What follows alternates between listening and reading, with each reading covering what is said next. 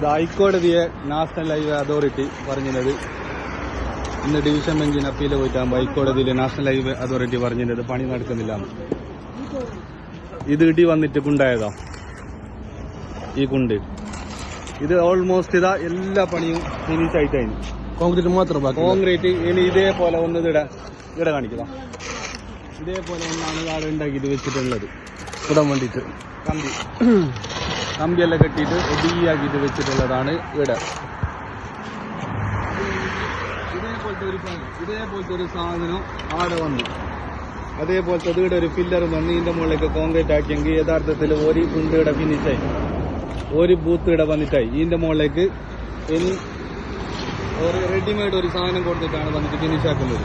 Readymade കൊടുത്തിട്ട് വെച്ചെങ്കിൽ ഒരു ടോൾ ബൂത്ത് ആയിടെ. അപ്പൊ നാഷണൽ ഹൈവേ അതോറിറ്റി കോടതിയിൽ എങ്ങനെ പറഞ്ഞത് ഒരു പണിയൊന്നും നടക്കുന്നില്ല. ഒരു പണിയൊന്നും നടക്കാത്തത് ഇതെങ്ങനെ അപ്പൊ ഇത്ര കുണ്ടായിട്ട് പണി നടക്കുന്നത്? പിന്നെ ULCCക്കാരോട് 40 ദിവസത്തിന്റെ ഉള്ളിൽ ഈ പണി ഫിനിഷ് ആക്കണമെന്ന് പറഞ്ഞിട്ടുണ്ട്.